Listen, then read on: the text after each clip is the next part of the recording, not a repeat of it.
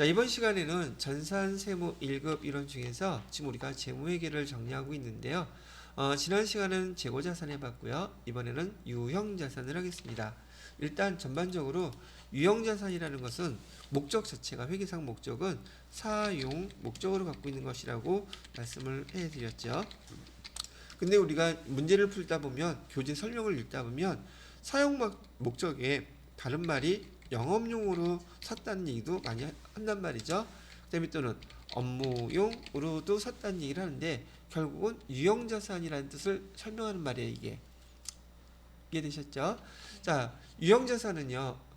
우리가 여기 정리를 할 때 유형자산에 대한 큰 이슈가 뭐가 있는지를 갖다가 구분을 해야 되는데 얘는 크게 세 가지로만 잘 구분하시면 돼요. 유형자산을 갖다가 취득할 때 이슈가 뭐가 있는지가 첫 번째예요.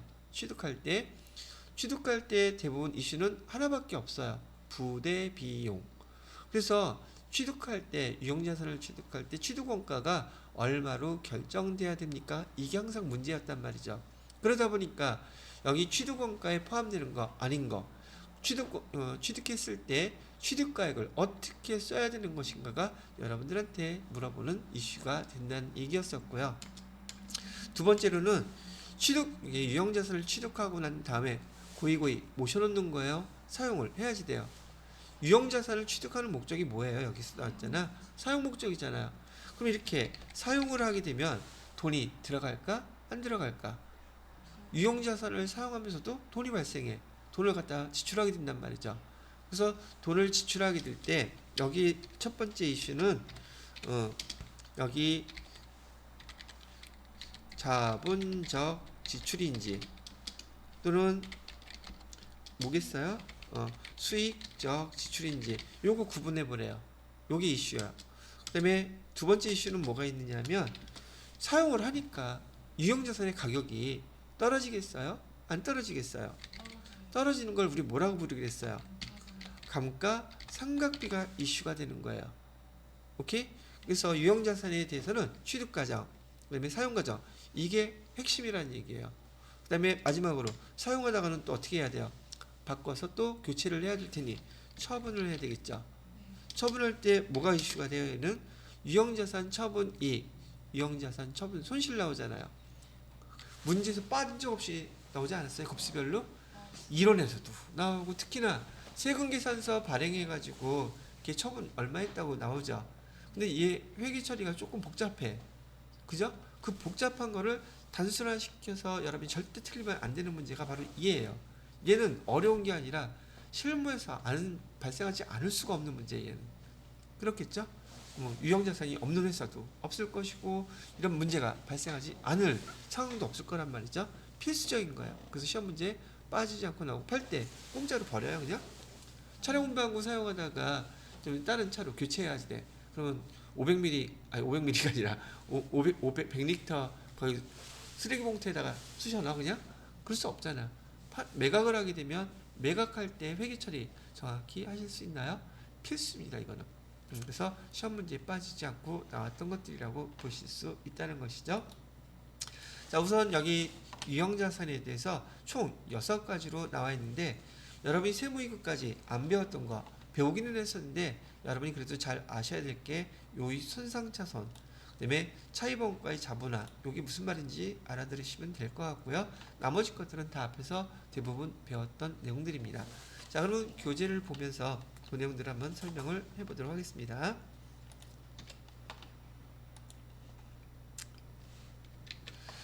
자, 유형자산의 개념. 유형자산은 재화의 생산, 용역의 제공, 타인에 대한 임대, 자체적으로 사용할 목적. 뭐 결국은 임대하거나 다 내 거잖아요. 사용하는 목적으로 보유하고 있는 거. 유형이란 말 뜻이 물리적 형태가 있는 것이죠. 그다음에 얘는 비유동자산이니 당연히 1년을 초과해서 사용하게 되겠죠. 뭐 별반 어렵지 않은 거니까. 자, 재무상태표에 표시하는 방법은 우선 유형자산의 종류 다 알고 계시죠? 자, 토지 우리가 지난번에 써드렸던 걸로 기본으로 본다면 토지, 건물, 차량 운반국, 비품, 기계장치, 구축물, 소모품 뭐 이런 것들이죠. 또 하나 알아셔야 될 거 건설 중인 자산. 근데 여기 지금 말씀드린 것 중에서 지금 저기 뭐죠? 감가상각하지 않는 자산 종류를 좀 얘기하는 것 중에서 감가상각하지 않는 자산 두 가지가 있죠. 뭐뭐가 있다고 배우셨어요? 토지하고 오케이 토지 그다음에 건설 중인 자산 얘네들은 감가상각하지 않아요. 왜요? 원래 유형자산 사용함으로 인해서 가격이 가치가 떨어지잖아요. 그죠? 토지는 예시당초 태생 자체가 감가상각을 할 수 없는 자산이에요. 왜? 얘는 유한하고 가격은 계속 올라가기 때문에 감가상각하지 않는다고 배웠죠. 얘는 태생 자체가 본질적으로 감가상각을 할 수가 없어요. 근데 건설 중인 자산은 왜 감가상각을 안 해요? 완성품이 아니어서. 그게 무슨 말이지? 조금 전에 제가 얘기할 때 그 감가상각이라는 거는 취득 과정이 끝나고 사용할 때 발생하는 거예요. 근데 건설 중인 자산은 지금 취득 과정이 끝났어요? 안 끝났어요? 그러니까 감가상각을 할 수 없는 거예요. 취득 과정이 아직 안 끝났으니까. 즉 사용하지 않고 있으니까 감가상각을 할 대상이 아닌 거죠. 결과론적으로 토지나 건설 중인 자산은 감가상각하지 않는 유형자산의 형태이기는 하지만 개념은 다르단 말이죠. 이렇게 그런 거 구분하시면 될 것 같아요. 자, 뭐 여기 등등 해당되는 유형자산의 종류는 뭐 어렵지 않으니까 보시면 되시겠고요. 유형자산의 인식 조건이라고 되어 있네. 자, 이것도 제가 지난번에 그런 얘기를 해드렸나요? 자산의 정의가 뭐죠? 자산의 정의란 회사가 팔고 싶을 때 팔면 돈 되는 거라고 그랬었죠. 그래서 첫 번째는 뭐라고 그랬어요? 기업이 통제하고 있다. 기업이 통제하고 있는 것일 것. 두 번째는 뭐였었어요? 미래, 경제적 효익이 유입되는 것이라고 했었죠. 재무상태표에 기록해야 되는 자산이라면 신뢰성 있게 어떻게 해야 된다? 측정할 수 있는 신뢰성 있게 측정할 수 있어야 된다고 얘기했었죠. 이 세 개가 모든 자산들의 공통적인 정의들이에요. 하물며 여기 지금 유형자산은 자산 아닌가요? 맞죠? 그러니까 여기에 자산의 인식 조건이라고 얘기가 거창하게 나왔지만 앞에 나온 얘기들이에요 다. 자, 자산으로부터 발생하는 미래의 경제적 효익 유입돼야 되죠. 가능성이 높은가요? 확정된 게 아니랍니다. 가능성이 높다. 여기 뭐 확정된다면 그거 틀린 말이에요. 가능성이 높을 것. 그다음에 두 번째 뭐라고 되어 있어요? 신뢰성 있게 측정할 수 있어야 된다. 라고 되어 있죠. 다음 페이지에 보면 뭐라고 또 나와 있나? 없어요. 하나 빼먹었네 여기는. 그래도 다 알아듣는 거죠. 기업이 통제하고 있을 것. 자, 그 다음에 여기서 이제 설명해 드릴 거 줄기차게 나오고 있기는 한데요.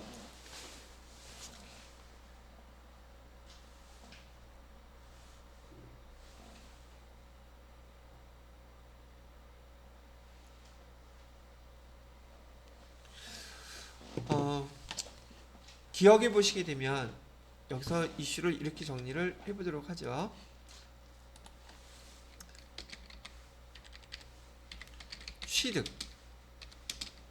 취득가액 이는 어떻게 결정될까? 자, 기본적으로 유형자산을 외부에서 우리가 외부 구입을 하게 되면 그 구입하는 가격과 부대비용 포함시키면 되죠. 제일 처음에 나왔던 건 건물 샀을 때 거기 중개수수료 거기 포함시키면 되죠. 취득세, 등록세 포함시키면 되죠. 뭐 이런 거 배웠단 말이에요. 외부에서 구입하는 경우에요. 그래서 이런 경우는 제일 흔한 거니까 빨리 한번 볼게요. 외부로부터 구입할 때 거기 취득하는 부대비용 또 복구비용 가산한다 라고 되어 있죠. 자, 취득하는 부대비용이란 유형자산이 본래의 기능을 할 수 있기까지 발생한 비용으로 취득세, 소유권 이전, 매입수수료, 운송비 다 들어가는 거 알겠죠? 이거 옛날에 세무이급에 나오니까 기계장치 같은 경우 설치할 때요. 시운전 해봐야 되죠. 그럼 그 시운전할 때 발생하는 비용이 취득원가에 포함시켜야 될까? 별도로 써야 될까? 시운전이란 말 자체가 지금 이 기계가 제대로 제품을 생산하는 게 사용하고 있는 거예요. 사용이 되는지를 테스트하는 거예요. 그래서 이 취득원가에 들어가는 거야 이게. 오케이? 자, 건물인 경우 이거는 좀 비슷하게 돼 있는데 이거 하나 구분 좀 해야 되겠다. 여러분 문제 나오면 많이 헷갈려 하시더라고요. 자, 토지를 우리가 샀어요. 토지 사용 목적은 뭐냐면 우리 지금 주차장 여기 하려고 그래요. 근데 이거를 샀을 때 그 토지 안에 지금 뭐가 있었냐면 건물이 있었어요. 오케이? 그럼 건물은 그 토지 살 때 같이 딸려온 거죠. 그럼 이 건물을 우리가 주차장으로 사용하려면 철거를 해야 돼요. 그럼 철거에 들어가는 비용은 부대 비용이죠. 왜? 토지를 우리 목적에 맞게끔 사용하기 위해서 예를 들면 철거를 해야지 사용할 수가 있잖아. 근데 문제는 뭐냐면 세무 1급에서 헷갈리게 나오는 거는 토지가 외부에서 산 게 아니에요. 우리 거야. 근데 거기에 뭐가 있어? 건물이 지금 우리 게 있는 거야. 토지도 우리 거, 건물도 우리 거. 오케이? 그럼 얘 철거해야 되는 건 마찬가지죠. 그럼 철거하는데 비용이 들어가죠. 이 비용은 뭘로 처리합니까? 라고 물어보는 거예요.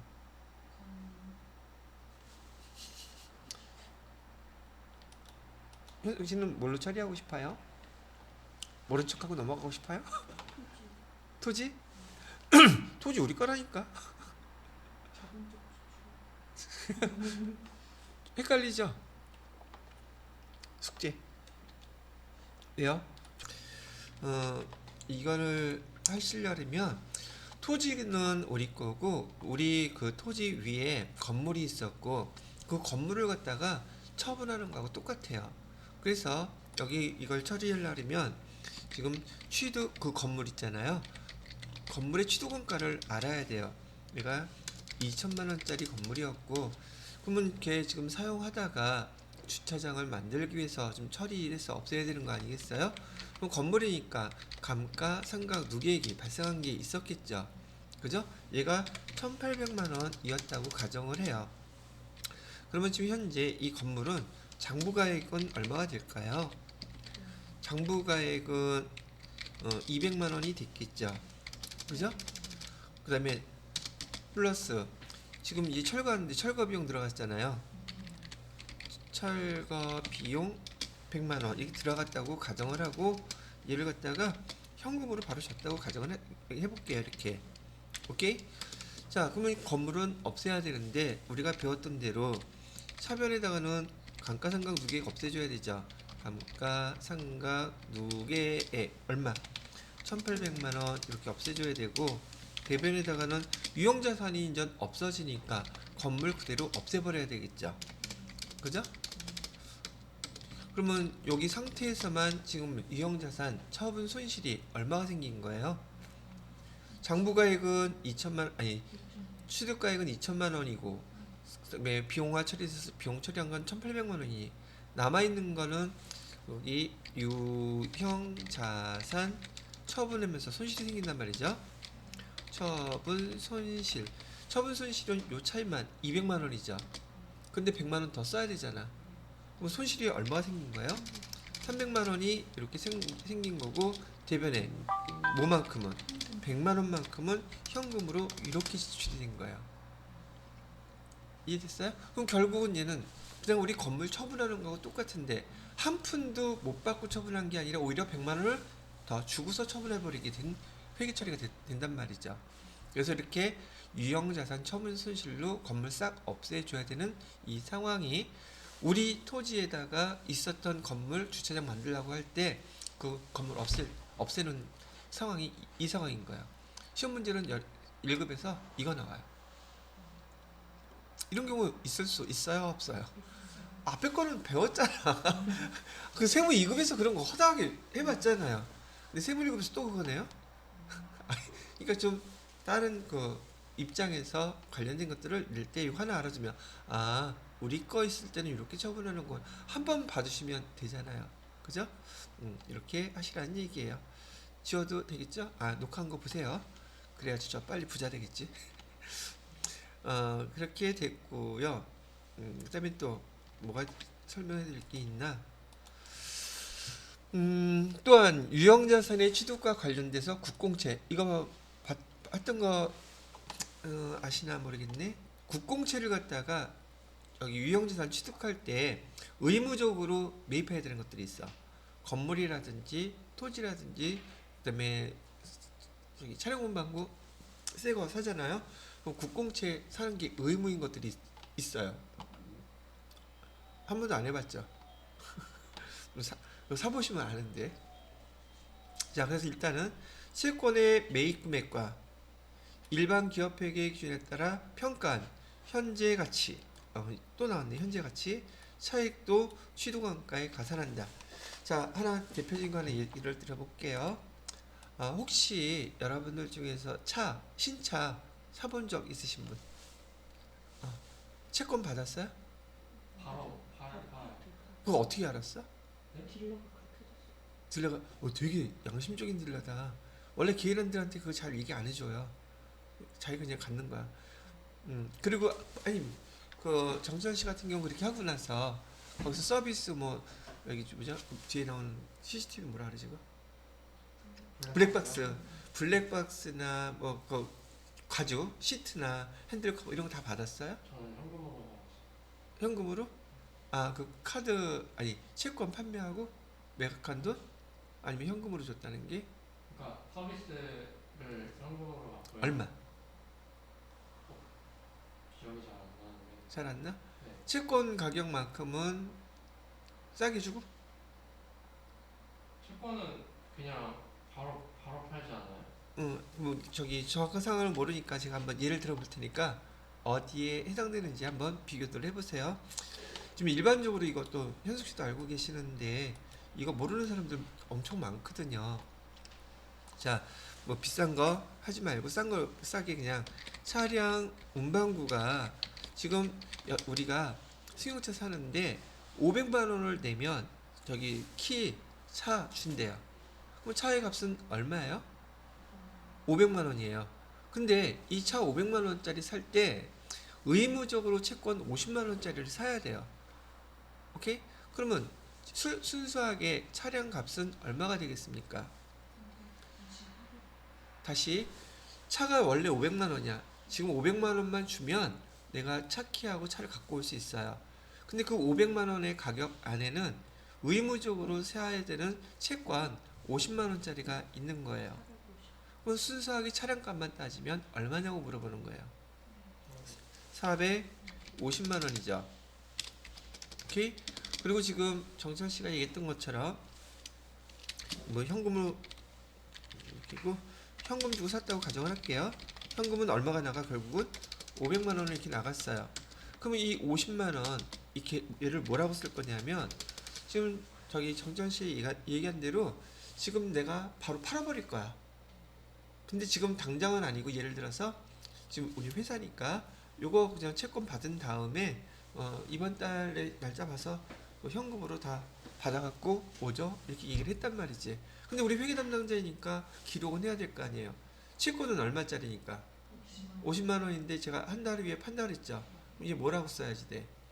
한 달 후에 팔 거니까 예를 들어서 단기 매매 증권 만기 보유 증권은 아니에요. 보통 이게 5년짜리거든요. 채권을 사게 되면 근데 팔아버릴 거니까 얘를 단기 매매 증권이라고 쓰겠다 이런 얘기죠. 왜? 시험 문제에서 단기 매매 증권이라고 쓰라고 시험 문제가 주로 나오니까. 그래서 단기 매매 증권 50만 원을 갖다 이렇게 썼는데 원래 이 단기 매매 증권은 현재 가치를 써야지 얘 50만 원은 5년 후에 50만 원이라는 뜻이지 지금 50만 원이라는 뜻이 아니란 말이에요. 그럼 우리 회계 담당자가 기록할 때는 50만 원 쓰면 돼요? 안 돼요? 안 돼. 근데 바로 팔면 5년 후에 50만 원이지만 지금 얘를 바로 매각해버리면 채권을 할인율로 적용해서 팔게 되면 45만 원이라고 가정을 한다면 단기 매매 증권의 가격은 50만 원이 아니라 45만 원 이렇게 적어놔야지 현재 가치에 맞는 거 아니겠냐는 거예요. 그죠? 얼마 차이 나요? 5만 원은 어디 들어가? 차량 운반구 살 때 요 5만 원의 할인료 있죠? 얘가 취득 원가가 되는 거예요. 부대비용. 그래서 여기 차량 운반구의 가격은 얼마를 기록해야 된다? 455만 원 이렇게 기록해서 처리를 해야지 돼요. 이해됐나요? 근데 만약에 지금 정천 씨처럼 지금 바로 이런 거 채권 보유하지 말고 바로 얘를 갖다 현금으로 처리고 차 가격에서 빼주세요 라고 한다면 얼마가 빠져요? 45만 원 빼주는 거예요. 어디에서? 455만 원에서 요 금액을 빼주기 500만 원에서 이거 빼면 되겠죠? 거꾸로? 그러면 현금은 500만 원 나가는 게 아니라 차값이 줄어들 테니까 현금 나가는 것도 45만 원만큼 적어져서 얼마를 주면 현금으로 살 수 있겠습니까? 455만 원만 주면은 500만 원짜리 차 살 수 있다는 얘기예요. 근데 이거 모른단 말이지, 많은 사람들이. 그렇겠죠? 그래서 여러분 주변에서 이제 앞으로 누군가 차 사게 되시잖아요. 지금 그 딜러들처럼 정직하게 하는 사람들도 많이 있어요. 근데 상대방이 모르면은 요 채권값 있잖아요. 요 꽤 비싸요. 차들이 요즘 워낙 비싸니까 그거 채권 시세만 물어보면 알아서 저희 챙겨줄 거예요. 그 대신 내비게이션이나 뭐 가죽 시트나 이런 거 하나도 없이 먼지 털이기만 받을 수 있어요. 실제로 그렇게 돼요. 그래서 어떤 분은 차 샀는데 이걸 모르고 그냥 뭐 줬다고 하는데 내비게이션도 공짜로 해주고요. 그다음에 가죽 시트도 막 새 걸로 해주고 그래서 너무 친절하고 좋아서 기분이 너무 좋았어요. 댓글 보세요. 다 그러고 올라가 있지. 근데 그거 누구 거 갖고 해준 거야? 이거 갖고 해준 거예요. 본인은 안 갖고요. 본인이 갖고 일부를 사용해서 준 겁니다. 이렇게 알아두시면 이게 지금 그 말이에요. 자, 그래서 다시 한번 읽어보면 유형자산의 취득과 관련하여 국공채 이거 샀죠? 국공채를 불가피하게 이거 의무라 그랬어요. 매입하게 되는 경우 채권의 매입 금액과 일반 기업 회계 기준에 따라 얘 50만 원짜리를 현재 가치로 할인했더니 45만 원이 된 거예요. 얘를 갖다 지금 여기서는 보통 시험 문제 나올 때는 공정가치다, 현재가치다 이렇게 얘기를 하는데 정확한 용어는 상각 후 원가라고 불러요.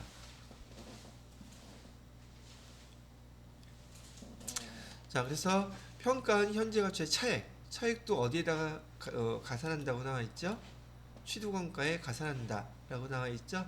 취득원가 여기다가 아까 이렇게 포함시켰던 거랍니다. 이해되셨나요? 오케이. 자, 이번에는 자가건설하는 경우 자가건설은 문제될 거 없어요. 거기 발생한 것들 무조건 다 포함시키면 되는 것이니까. 근데 건설 중인 자산 계정 처리할 줄 아시나요? 뭐 걔란 거 물어봤지? 그냥 하면 될걸. 메모하고 계시는 건가요?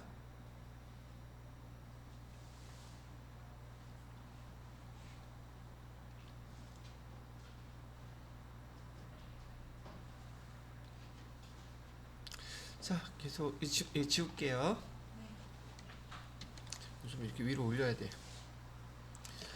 자, 자가 건설할 때 이슈는 뭐가 이슈가 될까부터 봐야겠죠. 자, 우리 회사에서 사옥을 지으려고 그래요. 그럼 사옥을 지으려면 우선 발생하는 것 중에 건설사하고 계약을 해야 되겠죠. 그다음에 사옥 지으려고 하니까 설계 비용도 들어가겠죠. 여러 가지 비용들이 계속 그냥 발생할 거예요. 그 발생하는 비용들을 계정 뭘로 써놔야 돼요? 그렇지. 건설 중인 자산으로 써야 되는데 계약금을 줬어. 그럼 뭐라고 써? 컷봐. 뭐라고 쓰셔야 돼요? 건물 질 때 계약금 줘야지 그 사람들한테 그 등등 하려고 그러지. 계약금 안 주고 하라면 하겠어요? 건설 중인 자산. 정철 씨 뭐라고 써야 되지? 계약금. 나한테 물어보면 어떻게 해? 자, 보통 계약금이라는 말을 많이 쓰는데요. 용역에 관련돼서는 착수금이라는 말을 많이 씁니다. 착수금. 용역이라 그러면 우리 보통 변호사 비용들 낼 때 거기 계약금 있잖아요. 일반적인 용어로 계약금이라고 그러는데 용역을 시작한다는 뜻이기 때문에 착수금이라는 말을 많이 쓰고요. 우리가 배웠던 선급금이라는 계정은 앞에 재고자산에 대한 계약금은 선급금, 여기 유형자산에 대한 계약금은 건설 중인 자산이라고 씁니다. 시험 문제 보통 2급 때 많이 나왔던 문제예요. 출제가 되는 문제. 그럼 그냥 그 용어 헷갈리지 않으실 수 있겠죠. 기계 장치를 살 때도 그 기계 장치가 비싸기 때문에 계약금 줘야 돼요. 기계 장치를 사는데 계약금 줬다고 했더니 아 이거는 선급금 아니에요. 걔 또한 뭐예요? 건설 중인 자산. 건설 중인 자산 지난번에 얘기했던 것처럼 건물에만 쓰는 용어가 아니랍니다. 유형자산 취득할 때 들어가는 것들 아직 취득 과정이 끝나지 않은 자산을 표시하는 용어가 건설 중인 자산인 거예요. 그거 알면 되실 것 같고요. 자 그러면 여기 한번 써볼게요. 제가 자꾸 질문하면 시간만 가니까 되게 제가 쓰고 필요한 거 쭉 써드리고 모르는 거 질문을 하세요. 없으면 넘어갑니다. 제가 중요하다고 생각하는 것만 쓰는 거니까. 자 계약금을 줬어요. 그래서 건설 중인 자산 하고 1,000원 받았다고 가정을 할게요. 그러면 대변에다가는 다 그냥 무조건 현금으로 줬다고 가정을 하겠습니다. 자 그러면 또 돈이 나갈 기회가 뭐가 있느냐 봤더니 여기 다 똑같은 계정이라고 가정을 할게요. 계정은 다 뭐다? 건설 중인 자산인데 보통 건물을 짓게 되면 계약금을 비롯해서 계약서에 중도금들이 나가야 돼요. 그죠? 중도금 나가는 것이고 그 다음에 이 중도금이 그냥 자동으로 주는 게 아니라 거기 청구를 해야 된단 말이죠. 건설사에서 그걸 갖다 쓰는 용어, 그때 건설사에서 쓰는 용어가 기성고라는 말을 써요. 기성고라는 것은 이미 기자야. 이미 벌써 성 이루어졌다는 뜻이죠. 즉 기성 그러면 벌써 만들어진 것 얘기하는 거예요. 그 금액에 대해서 청구한다는 뜻이에요. 그럼 기성고 그러면 무슨 뜻이에요? 건물 10층짜리를 짓는데 현재 3층까지 지었어. 3층까지 지었을 때 발생한 금액을 미리 만들어진 걸 거기에 대한 비용을 청구하는 거예요. 그걸 뭐라고 부른다? 건설사에서 기성고라고 얘기하고 여러분들이 알아듣기 쉬운 말로 중도금이라고 할게요. 근데 이 건물은 얼마짜리냐면은 저기 만원 5만원짜리라고 만원짜리라고 가정을 할게요. 자, 이 건물 짓는데 들어갈 금액이 총 얼마라고요? 그 건물이 지어지면 10,000원이에요. 오케이? 지금 계약금 얼마 들어갔어요? 1,000원 들어갔죠? 중도금 2,000원 들어갔어요. 그럼 얘도 중도금 냈을 때에도 여기 건설 중인 자산 쓰셔야 돼요. 그 다음에 중도금은 보통 한 번만 주는 게 아니라 보통 몇 번에 나누어서 주게끔 되어 있단 말이죠. 자, 다음에 또 2,000원 줬어요. 자, 그 다음에 또 3,000원 줬고요. 그럼 얼마야? 7, 8. 자, 그 다음에 이제 건물이 마지막에 완성되게 되면 그래서 현금 총 얼마가 나갔냐면 여기 8,000원이 나간 상태예요. 그 다음에 마지막 잔금은 건물이 완공되면 그때 2,000원 주기로 했단 말이에요. 지금 건설 중인 자산은 총 얼마가 나간 거예요? 8,000원 나갔죠? 자, 완공이 됐어요. 완공이 됐으면 여기 건설 중인 자산은 건물이 완성될 때까지 사용되는 임시계정이에요. 그럼 건물이 이제 완성이 됐으니까 임시계정은 다 없애줘야 되겠죠.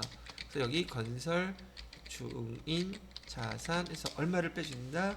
8,000원 이렇게 빼주고 그 다음에 완성됐으니까 나머지 잔액 줘야 되겠죠?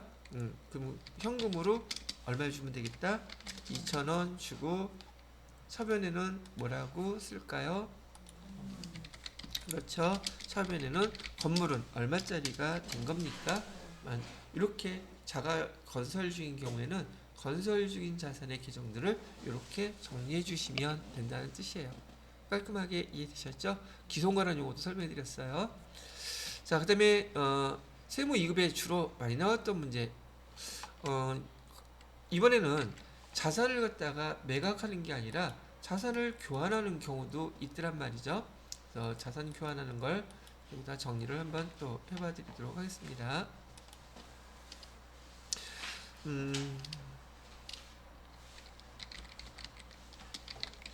자산 교환은 지금 여기서 보시는 것처럼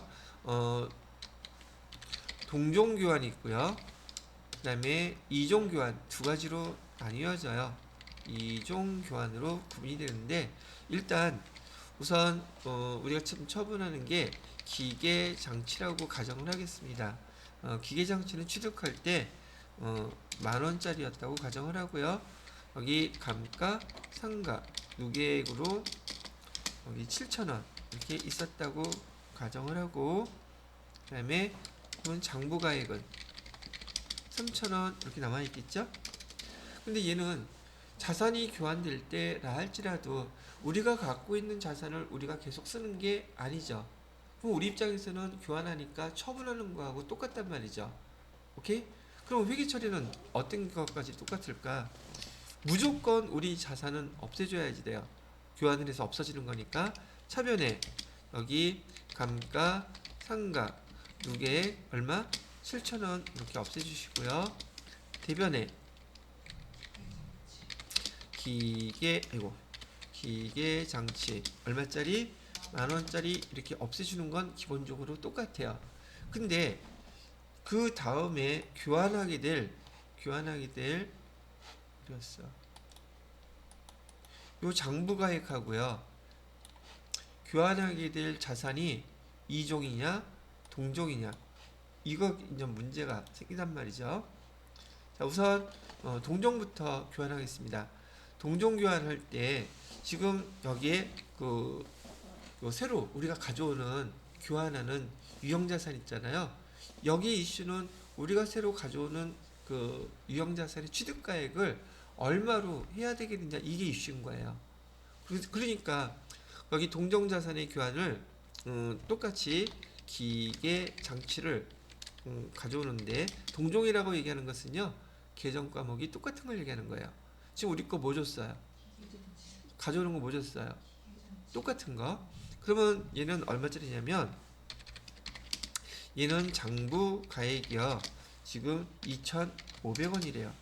그 다음에 또 뭐도 가르쳐 주느냐면, 뭐 별 희한한 거 다 가르쳐줘. 취득원가도 가르쳐주고 공정가치도 가르쳐줘. 공정가치는 3,600원이래요. 이렇게 가르쳐줄 수도 있죠. 자, 근데 지금 여기 자산의 교환은 뭐가 이슈라 그랬어요? 우리가 새로 받는 자산 취득가액을 얼마로 써줄 것이냐가 얘가 문제라 그랬잖아요. 그럼 우리가 새로 받는 거는 뭘 받는 거예요? 기계 장치를 새로 받는 거죠. 우리 거 기계 장치 주면서 지금 기계 장치 도로 받는 거잖아요. 그럼 취득원가는 얼마를 써야 돼요? 장부가액 2,500원짜리인 거예요? 공정가치 3,600원인 거예요? 얼마예요? 3,000원. 어떻게 알았어? 그렇지. 그래서 지금 정철 씨가 말 잘했는데, 이렇게 기계 장치를 갖다가 그러니까 동종 교환은요, 키워드가 장부가액이에요. 우리 거의 장부가액. 우리 거 얼마예요? 우리 거 기계 장치하고 똑같은 거니까 우리 거 취득원가, 감가상각 누계 없애주고 똑같은 거 교환했으니까 취득하는 거 새로 들어오는 것도 그 장부가액으로 기록하라는 거예요. 이걸로 기록하니까 결국 뭐가 없어요? 동종 교환일 때는 유형 자산, 처분, 손익이 있다 없다. 얘는 발생하지 않는다는 게 특징인 거예요. 회계 처리는 이렇게 해주시면 되고 간단하죠? 자, 그다음에 이종 교환 할 경우에는 이종 교환 여기도 똑같이 써볼게요. 여기 똑같다고 봐요. 장부가액을 가르쳐줬어. 2,500원, 공정가치 3,600원이래요. 장부가액은 3,000원이고, 이럴 때는 여기 색깔을 좀 바꿔 쓸게요. 기계장치의 가격을, 기계장치가 아니라 뭘로 바꿨냐면 비품하고 교환하기로 했대요. 비품. 근데 비품의 장부가액은 2,500원. 그다음에 공정가치는 3,600원. 그럼 우리 비품 받았잖아요. 그럼 비품의 취득원가 뭐라고, 얼마라고 기록하라는 뜻이에요. 빙고. 3,600원.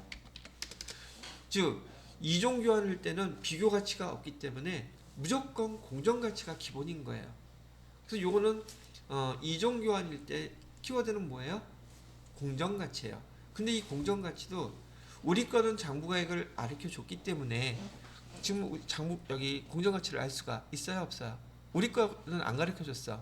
상대편 것만 가르쳐 줬기 때문에 상대편 공정 가치로 그냥 기록한 거예요.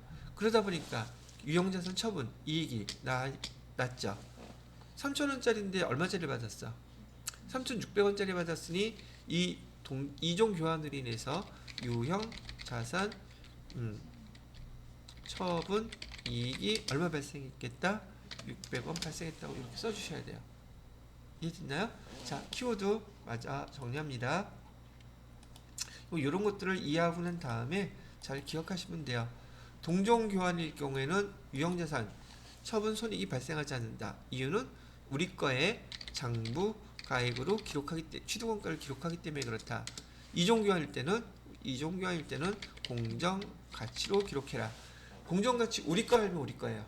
우리 걸로. 근데 지금 우리 거 모르죠? 대부분은 상대편 거를 알려줘요. 그 상대편 공정가치로 기록할 수밖에 없을 때에는 유형자산 처분 손익이 발생합니다. 요게 여러분들한테 이종교환, 동종교환의 교환에 대해서 키워드로 알려드리고 싶었던 거예요. 사실상 요 회계 처리는 세무이급에 다 나왔던 항목들입니다. 동종교환은 회계 1급에서 나왔던 것이고요. 이종교환은 세무 2급에서 주로 출제하는 항목이에요. 자, 그렇게 설명해 놓고 있고요. 그 밖에 경우 여러분 세무 1급에서는 이 정부 보조금에 의한 취득이 시험 문제에 많이 출제가 되고 있어요. 빠지지 않고 출제합니다. 그래서 요거를 잘 기억을 해 두시면 좋겠고요. 그래서 이건 여기 써서 정부 보조금도 빨리 설명을 해야겠죠. 여러분들은 교재 보면서 하시면 될 것 같고요.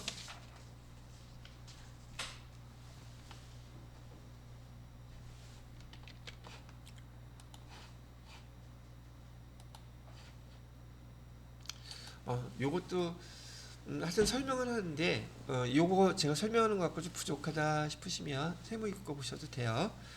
시험 문제에서는 주로 보니까 정보보조금이라고 안 쓰고 국고보조금이라고도 많이 나와요. 근데 같은 말이라고 생각하시고 쓰시면 됩니다.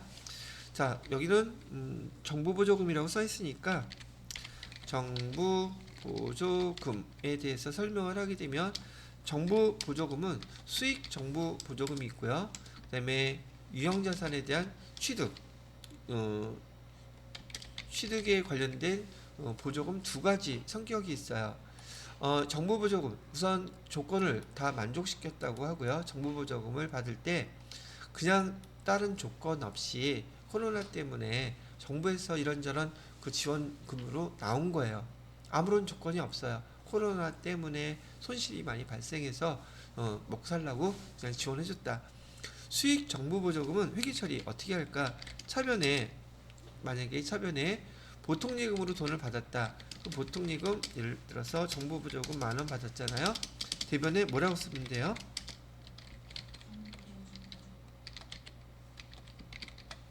끝이에요. 이렇게 간단하죠. 근데 조건을 갖다가 만족하지 못한 상태에서 받을 수도 있어요. 그때는 뭐라고 쓰지? 나도 까먹었는데. 돈 미리 받는 거 선수금이에요. 돈 먼저 받았잖아. 조건을 만족하지 못하면 되돌려줘야 돼요. 근데 조건을 만족하게 되면 선수금 없애주면서 정부보조금 수익 이렇게 쓰시면 돼요. 계정 뭐라고 쓴다? 아직 조건을 만족시키지 못한 상태에서 정부보조금을 먼저 받았다면 선수금이라고 쓰시고요. 그 다음에 그 조건이 만족되면 선수금 차변으로 없애주시면서 정부보조금 수익 이렇게 써주시면 된다는 얘기예요. 되셨죠? 자, 이번에는 자산을 취득하는데 제가 주로 많이 예를 들었던 예가 뭐냐면 좀 오래되기는 했지만 그때 당시에 한참 그 3D 프린팅 사업이 국가에서 지원해주는 사업이었었어요. 3D 지금도 많이 사용되고 있거든요. 자, 그러면 우리나라의 정부에서는요, 우리나라 산업을 갖다 새로운 걸로 좀 많이 활성화시키고 싶어요. 그래서 3D 프린팅 사업을 하는 사업자들한테 그 기계 사갖고 올 때 돈을 얼마를 보조해주겠다. 정부 보조금을 주겠다. 그러면 돈이 좀 적게 들어가니까 정부에서 일정 금액을 지원해주니까 그 사업에 뛰어드는 사람도 있을 수 있겠죠. 그죠? 그래서 그 3D 프린팅 하는 기계를 살 때 그 조건에 해당이 되면 거기에 예를 들어서 한 60%를 지원해 준대요. 그래서 취득할 때 지금 이 기계 장치는 얼마짜리냐면 10만 원짜리예요. 근데 정부 보조금으로 얼마가 나오느냐면 6만 원을 이렇게 지급을 해준다는 지금 조건이 달려 있는 거예요. 오케이? 그래서 어떤 사업자가 나 이거 해볼게요. 그리고 조건 갖추어서 신청을 했더니 정부 보조금이 먼저 나왔어요. 얼마가 나왔겠어요? 얼마가 나왔을까요? 정부에서 보통 예금으로 정부 보조금 10만 원짜리 기계장치 사면 60%인 6만 원 보조해 준다면서요. 그래서 정부에서 그 회사에다가 여기 6만 원을 이렇게 보내줬어요. 오케이? 응. 그러면 대변에다가 뭐라고 써야 돼요? 정부 보조금 이렇게 써야 돼요. 6만 원. 그런데 이 정부 보조금은요, 차감 계정이에요. 차감 계정. 그래서 보통 예금 계정에 차감 계정으로 얘를 갖다가 쓴단 말이죠. 아마 세무이급에서는 코드 번호 계정 만들라 그래서 100 몇 번대로 아마 썼을 거예요. 이게 154번이라고 가정을 하고요. 정부 보조금. 자, 그러면 제가 얘는 우리 말로 써야 되기 때문에 여기다 표시를 해 놓을게요. 정부 보조금은 보통 예금 계정의 차감 계정이 이란 뜻이에요. 그럼 얘를 갖다가 재무상태에 표시할 때 지금 재무상태표에 표시할 때 이 회사의 보통 예금 계정에는 보통 예금에는 6만 원 이밖에 없을까? 자기네 돈도 있을까? 그럼 보통 예금에 얼마가 있었냐면 이 보조금까지 합쳐서 총 50만 원이 이렇게 있었다고 가정을 할게요. 근데 이 50만 원 중에서 정부로부터 받은 거는 얼마를 받았어요? 6만 원을 갖다 이렇게 차감시켜 줘야 돼요. 그러면 이 회사에 순수 자기네 보통 예금은 얼마가 있는 거예요? 44만 원만 이렇게 있죠. 바로 이렇게 표시하는 거, 이렇게 차감 표시를 하는 게 얘가 보통 예금의 차감 기정이라고 이렇게 표시하라는 얘기예요. 즉 이렇게 표시하라는 이유는 너희 돈과 정부에서 그 목적이 뚜렷한 걸로 해서 보내준 돈을 구분해서 표시해놔야지 정부 보조금에 대해서 손대지 않지 않겠느냐 이런 뜻이라는 얘기예요. 이해가 되셨죠? 근데 만약에 보통 예금이 아니라 당좌 예금으로 보내졌다면 당좌 예금의 차감 기정으로 표시해야겠죠. 현금으로 보내졌다면 현금 계정에 차감 계정이 되는 거예요. 왜? 그 금액 섞여 있으니까 구분해서 표시해놓고 쓰라는 얘기니까요. 의미 자체가. 이해가 되셨어요? 자, 그래서 이렇게 처리를 해놨어요. 일단 돈은 받았죠. 자, 그래서 이번에는 기계장치를 샀어요. 이것도 이제 세무이급의 시험 문제 많이 나왔었죠. 자, 우리가 얼마짜리를 샀어요? 기계장치는 얼마겠습니까? 그렇죠? 기계장치는 10만원짜리 이렇게 샀고요. 대변에 보통예금에서 이체해줬대요. 보통예금에서 이체해줄 때 이 금액은 일반 거래하고 똑같아요. 차이나는 게 아무것도 없고, 여러분이 자격시험 문제에서는 그 세금계산서, 매입 세금계산서 발행해가지고 취득한 거 회계 처리하라고 시험 문제가 나왔었던 것들이란 말이죠. 그러면 얘는 우리가 세금계산서, 매입 세금계산서를 받았으면 매입매수전표로 입력하죠. 그죠? 근데 여기서 지금 뭐를 여기에 기계장치 샀다고, 물론 그때는 부가세까지 있었겠지만은 이렇게 처리만 했다고 치고 정부 보조금에 대한 회계 처리를 한 번 더 해줘야지 돼요. 그죠? 왜? 보통 예금 좀 사용했잖아요. 그럼 얘는 없애줘야 되죠. 그래서 일반 전표에다가 뭐라고 입력해 주셨냐면 정부 보조금 얼마? 6만 원 이렇게 없애줬죠. 근데 신기하게 대변에도 또 정부 보조금 해서 또 6만 원 그대로 이렇게 써줬어. 같은데 달라. 계정 코드가 달랐었죠. 이 앞에 없애준 거는 조금 전에 썼던 보통 예금 계정의 차감 계정으로 지금 없어지는 거고요. 즉 여기 있는 거 있잖아요. 이렇게 없어진 거예요. 상기처리에서. 그리고 얘는 또 정부 보조금은 뭐에 대한 걸로 따라붙은 거예요. 이번에는 기계장치 10만원 주고 샀는데 이 중에서 자기네 건 순수하게 얼마예요? 4만원 밖에 안 되잖아. 그죠? 얘는 정부 보조금 6만원은 바로 기계 장치에 대한 차감 기종으로 바뀌는 거예요. 이렇게. 그래서 6만 원. 그러면 아까 말씀드렸던 대로 여기 정부보조금 보통예금에서 차감돼서 표시했던 거 이제는 없어졌죠. 그럼 보통예금에 대해서는 더 이상 이렇게 상계 처리에서 없어졌으니까 차감 표시할 필요가 없다는 얘기예요. 그 대신에 기계장치를 지금 10만 원 주고 사왔잖아요. 그러면 기계장치에 대해서 지금 10만 원짜리 이렇게 사갖고 왔는데 이 중에서 얼마는 6만 원은 누구 거? 정부 거고 기계장치 순수하게 우리 거에 대한 가격 정부 가격은 얼마가 됩니까? 4만 원으로 이렇게 표시하게 된다는 뜻이에요. 여기 차감 계정이라는 뜻. 되셨죠? 자, 근데 이렇게 기계장치를 사갖고 왔는데 그 다음에 시간이 지나서 사용을 했을 테니 뭐가 발생해요? 감가상각 해야 되잖아. 감가상각은 5년이라고 가정할게요. 정액법으로 잔존가치는 없고. 그러면 감가상각 했을 때 첫 번째 해에 차변에 뭐라고 써야 돼요? 감가상각비 얼마 쓰면 돼요? 5년 2만원 되겠죠? 오케이? 감가상각은 요거에 대해서 그냥 그대로 하면 돼요. 10만원짜리에 대해서. 이건 다 아시잖아요. 대변에다가 뭐라고 써요? 감가상각 누계액 이렇게 해서 2만원 이렇게 쓰면 되죠. 오케이? 근데 정부보조금은 취득한 자산에 똑같은 방법으로 상각해 주라 그랬어요. 오케이? 지금 정부보조금은 얼마예요? 6만원이죠. 지금 기계장치 몇 년 동안 감가상각했어요? 5년으로 정액법을 했죠. 똑같은 방법으로 정부보조금도 상각을 해줍니다. 그럼 어떻게 상각해주면 되느냐 하면 지금 6만원을 나누기 5 하면은 5 1은 5 12,000원 나오겠죠. 그러면 이 대변에 있던 이 정부보조금을요 매년 5년 동안 계속 빼서 없애주는 거예요. 그러면 차변에 정부보조금 얼마가 빠져나가요?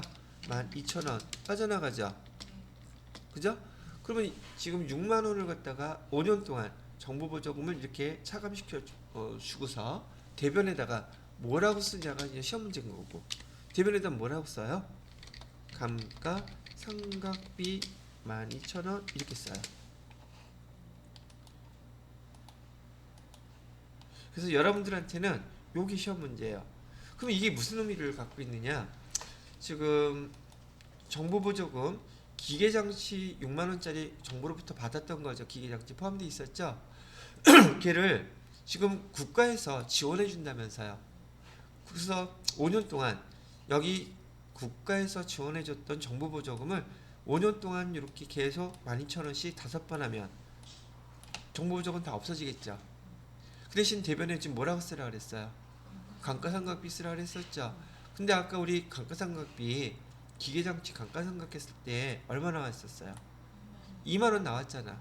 근데 그 감가상각비를 정부보조금으로 얼마를 다시 빼준 거예요?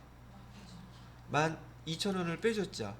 그럼 감가상각비라는 비용은 얼마만 손익계산서에 반영되죠? 8,000원만 반영되죠. 비용이 감소하면 뭐는 증가요? 이익은 증가하죠. 이렇게 지원해 주는 거예요. 몇 년 동안? 5년 동안 12,000원씩 그 회사의 이익금을 늘려주는 거예요. 감가상각을 줄여주면서. 그럼 나중에 5년 지나면 정부보조금 갚을 필요가 있다 없다? 없는 거야. 그렇게 할 목적으로 지원해 준 거니까. 그럼 5년 동안 이 회사는 지금 그 3D 프린팅 사업을 계속하겠죠. 경제 활성화에 또 그쪽 산업을 육성하는 데 도움이 돼요? 안 돼요? 되죠? 그래서 지원해 주는 거예요. 이해됐습니까? 자, 여기서 잘 기억해 놓으셔야 될 건 요거예요. 정부보조금 똑같은 방법으로 뭐 해준다? 기계장치 그 감가상각하는 방법으로 정부보조금도 이렇게 상각을 해줘야 된다는 거. 요것만 아시면 정부보조금에 대한 것은 모든 거 여러분 법인 내에서는 다 설명해 드린 겁니다. 정부보조금 안 나오고 국고보조금 나왔다고 또 몰라서 이게 또 뭐지 그러면 안 돼요. 아마 세무 2급에 보시면은 이거하고 똑같이 설명을 제가 해놨을 거예요. 아, 금액은 그때그때 달라져요. 제 머릿속에 있는 거 그때그때 기억을 잘 못하니까. 자, 그리고 거기에 대한 내용을 교재 보면서 한번 정리를 해볼게요. 금방 이해가 되시면 제 설명 잘 알아들으신 거고요. 이해가 안 되는 게 있다면 또 찾아서 한번 보시면 좋겠습니다. 자, 보죠. 정부로부터 보조금 10,000원 받았을 때 현금으로 받았죠, 여기. 그러니까 여기 현금의 차감 계정이라고 정부 보조금 해놨죠. 자, 공정가치 30,000원짜리 기계장치 취득했대요. 그러면 기계장치 30,000원짜리 사는 건 별다른 거 없죠. 현금으로 샀대요. 그러면 아까 여기 있었던 거 현금 차감 계정 그대로 없애주셔야 되죠. 그죠? 그래서 여기 현금 정보보조금 차감 계정 이렇게 없애줬고요. 대신 뭐가 생겼어요? 기계장치에 대한 보조금 여기 다시 차감 계정으로 10,000원 생겼죠. 이렇게. 그다음에 재무상태 표시할 때 아까 제가 표시했던 건 또 안 쓸게요. 네, 마지막 여기 기계장치에 대한 감가상각비 계상하게 되면 정액법으로 내용연수 5년 잔존가치 없다고 되어 있죠. 자, 그러면 30,000원짜리 5년으로 하면 감가상각비는 6,000원이 발생하죠. 감가상각 누계 6,000원 쓰실 수 있죠. 그 다음에 정부보조금 얼마였어요? 10,000원이었는데 나누기 5년 하게 되면 정부보조금은 기계장치에 대한 거 여기 똑같이 2,000원 상계돼서 없어지죠. 대변에 뭐라고 쓰는 게 포인트다? 감가상각비라는 걸 쓰고, 그러면 이 회사의 감가상각비는 6,000원이 아니라 2,000원을 다시 정부보조금 상각하는 걸로 빼줬으니까 감가상각비는 4,000원만 반영이 되겠죠. 그러면 2,000원만큼은 이익이 증가하겠죠. 오케이? 이렇게 하는 것이랍니다. 자, 그 다음에 B번은 보니까 아까 설명했던 기존 건물에 대한 거, 기존 건물 철거하는 비용 이렇게 쓰라고 나와 있죠. 하나 더 있다면 그 보통 건물 같은 거를 갖다가 철거하게 되면 거기에 그 철 같은 거 많이 나오죠. 그건 폐물이에요. 폐기물. 그거 돈 받는 경우 당연히 있겠죠. 그러면 그 유형자산 처분 손실에서 그만큼은 빼주는 거야. 돈 팔았다면. 그래서 철거된 건물의 부산물 판매에서 한 것들 금액을 차감한 금액은 토지의 취득원가에 포함한다. 즉 비용에서 빼버리고 손실에서 빼버리고 취득원가에 포함시키다. 얘기하는 건 어렵지 않으니까 읽어보셔도 이해하실 수 있을 거예요. 자, 그 다음에 현물출자하고 일괄 취득에 대한 거 설명을 해드립니다.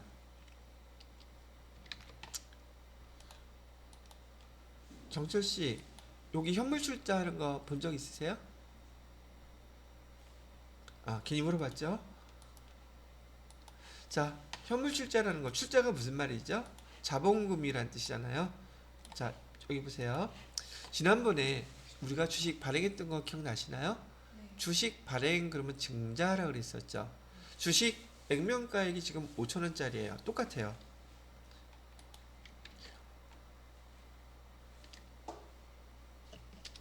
자, 액면가액 주식 5,000원짜리고요. 근데 얘가 지금 얼마에 거래가 되고 있느냐면 10,000원에 거래되고 있다고 가정을 하겠습니다. 시가로. 자, 그래서 우리가 지금 주주 한 명이 우리 회사의 주주로 되고 싶대요. 근데 그 건물로 대신 내면 안 될까? 라고 물어본 거예요. 근데 이 건물의 값이 지금 얼마짜리냐면 10,000원짜리예요. 오케이? 그럼 건물은 공정가치로 우리 기록할 때 그 우리 회사에 출자하는 그 주주될 사람이 현금을 주나 건물을 주나 뭐 마찬가지 아니에요? 그죠? 건물 얼마짜리를 지금 우리한테 준 거예요? 10,000원짜리니까 우리 취득가액 얼마라고 기록해 놓으면 돼요? 그래, 10,000원. 이 건물 갖고 투자를 하겠어요? 사용하겠어요? 사용한다고 가정하면 그래서 건물이라고 쓴 거예요. 됐어요? 자, 그 대가로 우리는 그 사람한테 건물의 대가로 주식을 주기로 했어요. 주주가 되기로 했으니까. 그래서 한 주를 줬답니다. 그러면 자본금은 얼마가 증가해요? 액면가액 얼마라 그랬어요? 자본금 얼마가 돼요? 한 주 주기로 했다니까? 5,000원. 자본금은 주식수 곱하기 액면가액으로 하기로 했잖아요. 기억나요? 아니면 다 까먹었어요. 그럼 또 봐요. 자, 그러면 차변과 대변 얼마 차이가 나요? 5,000원은 뭐예요?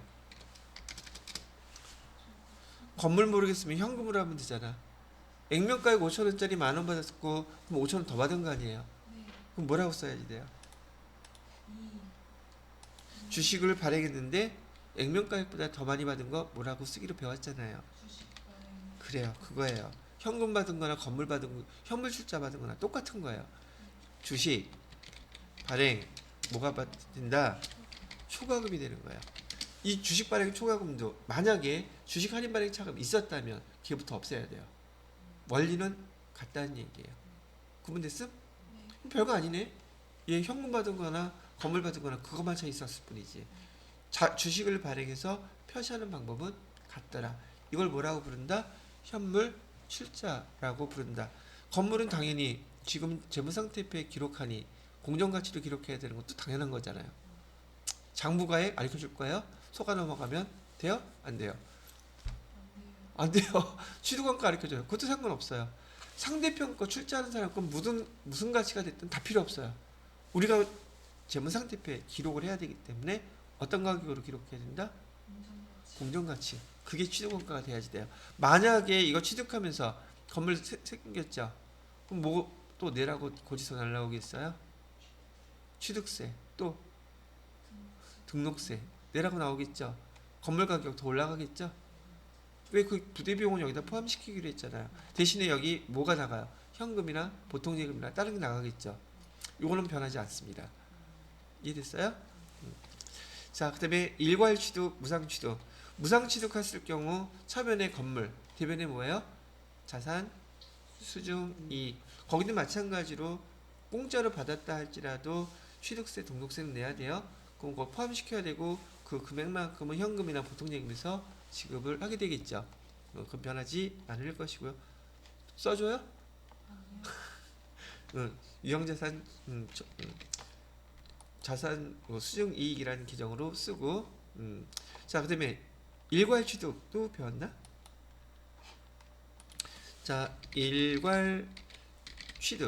일괄취득은 뭐가 핵심이냐면 지금 우리가 산 여기 그 자산의 취득 얘도 원가를 얼마로 해줘야 되겠습니까? 이게 문제인 거예요 지금. 그럼 어떤 경우냐면 지금 우리 회사에서는 승용차가 한 대가 필요해요. 이 승용차는 2,000원이래요. 그리고 이런 직원들이 출퇴근할 그 버스가 필요하대. 그 다음에 버스는 얼마냐면은 4,000원이래. 그리고 이번에는 공장에서 운반해야 되는 운반용 트럭도 좀 필요하다고 얘기를 하네요. 그러면 트럭은 얼마냐면 얘는 얘도 4,000원이라고 가정합시다. 자, 그러면 얘가 지금 공정가치로 지금 따로 샀을 때는 다 얼마가 들어간다는 얘기예요. 총 걔는 지금 10,000원을 이렇게 써야지 되는데 지금 우리 회사에서 이 세 가지를 갖다가 일괄취득 한 방에 다 사겠다고 했더니 거기서 아싸 좀 더 싸게 드려야죠. 그리고 얼마 준다 그랬냐면은 8,000원에 주겠대요. 이럴 수 있잖아요. 자, 8,000원 주고 이 세 가지를 샀어요. 이랬을 때 여기 승용차의 취득원가는 얼마로 기록해야 될까요? 요게 문제라고요. 승용차의 취득원가 우리 기록해야 되잖아. 차량 운반고 가격으로 얼마로 기록해야지 돼요? 2,000원? 버스는? 트럭은? 그럼 금액이 안 맞잖아. 우리는 지금 8,000원밖에 안 줬는데. 자, 분기하는 거 가르쳐 줄게요. 분기는 차변에 차량 운반구라고 써야 되겠지만 여러분이 고정자산에 등록할 때 승용차, 버스, 트럭 다 따로따로 등록하잖아요. 그때 8,000원 다 똑같이 넣어? 2,000원이에요 이거 지금? 우리 집 8,000원밖에 안 냈는데 뭐 차량 운반구 이건 똑같다고 치고 얘가 일괄취득했을 때는 우리 여기 원가 계산 때 많이 배웠던 방법 비례식으로 쓰는 거예요. 그래서 8,000원 곱하기 전체 금액은 얼마였었어요? 그치, 10,000원에서 지금 승용차는 2,000원이잖아요. 5분의 1이네요. 그죠? 2,000원 이렇게 주면 5분의 1 그러면 8,000원 중에서 5분의 1이면 얼마가 돼요? 소수 좀 나오긴 하겠지만은 계산 또 해봐야지. 대충 하다 보니까 안 맞네. 알겠어. 8,000원 나누기 5 하면 되잖아요. 그럼 1,600원 나오네. 너무 어렵지. 이게 취득원가예요. 지금 우리가 쓰려고 그러는 거 어차피 돈 만원밖에 8,000원밖에 안 썼잖아요. 승용차의 취득가액은 얼마라고 쓴다? 1,600원. 버스는 얼마? 3,200원. 그 다음에 더 어려운 트럭은 걔도 3,200원. 그래서 취득원 일괄 취득을 했을 때 그 취득한 자산에 대한 원가를 기록할 때 일괄 취득은 이렇게 안분계산한다. 안분계산한다는 말 뜻이 자체가 우리가 초등학교 때 배웠던 비례식으로 계산합니다. 이런 뜻이에요. 이제 금방 기억났죠? 이렇게 하는 게 취득원가를 계산하는 방법이랍니다. 자, 그러면 취득가정에 대한 거 은근 세무1급에 많이 나왔죠? 이게 원래 그 TAT 공인회계사회에서는 세무 2급 TAT 과정에 많이 나오거든요. 여기서는 1급 과정에 이게 좀 많이 나왔고요. 여기 유형자산의 감가상각은 아까 말씀드렸던 대로 유형자산이 취득하고 나면 그 다음에 어떤 과정을 거쳐야 된다? 사용하면서 발생하는 비용들 회계 처리해야 되는 것들 나와 있죠. 교재에서 보시게 되면 33페이지에 유형자산의 감가상각, 그 다음에 34페이지, 35페이지까지가 여기 해당되는 설명인데 유형자산은 어차피 여러분들이 신경 써서 배워야 될 것들이 꽤 많은지라 다음 시간에 이어서 하나 더 설명을 해드리도록 하겠습니다. 자, 이번 시간은 여기까지만 할게요.